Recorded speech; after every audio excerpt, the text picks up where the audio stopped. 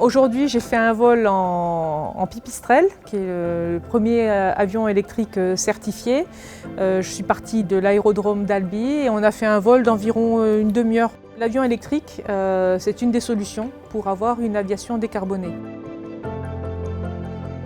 Alors, l'ISAE Supaéro est une école qui porte l'aéronautique dans son nom et aussi dans sa passion.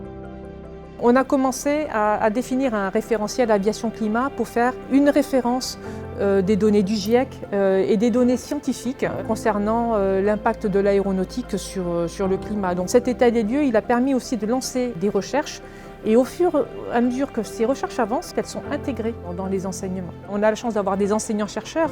Ces chercheurs intègrent ensuite leurs connaissances et la transmettent à nos étudiants et donc on a un effet très vertueux. Il y a des recherches dans la propulsion, dans la conception même de l'avion. Au-delà de ça, il faut penser l'avion avec l'énergie qui va avec la chaîne de tous les matériaux qui vont devoir l'alimenter. Il faut aussi penser au démantèlement, il faut qu'on puisse réutiliser au maximum toutes les ressources finalement qui ont servi à le construire. Donc ça donne lieu à des recherches au sein de l'ISAE Supaéro. On a même déjà commencé à transformer nos enseignements pour inciter nos élèves à passer à l'action très vite. On a un InnovSpace notamment et aussi un incubateur de start-up pour que concrètement, ils fassent très rapidement des prototypes. En ce moment, on a plusieurs startups qui travaillent sur l'aéronautique et certaines plus particulièrement sur l'aéronautique décarbonée. On a un projet de drone Mermoz qui vise à traverser l'Atlantique, donc à renouveler finalement l'exploit de Mermoz, mais cette fois-ci avec un drone qui fonctionne avec une pile à combustible, c'est-à-dire de l'hydrogène liquide. On a des alumni aussi qui se sont lancés dans l'aventure de l'aéronautique décarbonée, Beyond Aero, qui va, je l'espère, être le successeur du pipistrelle sur l'aéronautique décarbonée.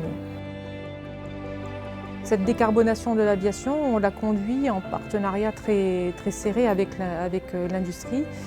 Les enseignements de l'aéronautique durable et des phénomènes climatiques, on a pu les concevoir grâce à une chaire avec Airbus qui s'appelait la chaire CEDAR.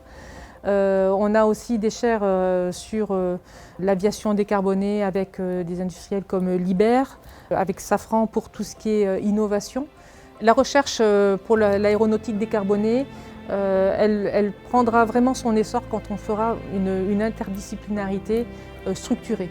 On a créé ISA, l'Institute for Sustainable Aviation, qui nous permet d'avoir des liens avec des acteurs sur la place de Toulouse, sur Toulouse Business School, pour avoir ces aspects juridiques, sociétaux, qui soient couverts dans une même thèse pour avoir cette approche système. On est vraiment dans une phase où on est en train de tout réinventer. Je pense qu'on réinvente carrément l'architecture de l'avion. Et donc on repart sur cet esprit pionnier, oui, qui a animé l'aviation depuis plus d'un siècle maintenant. Ouais.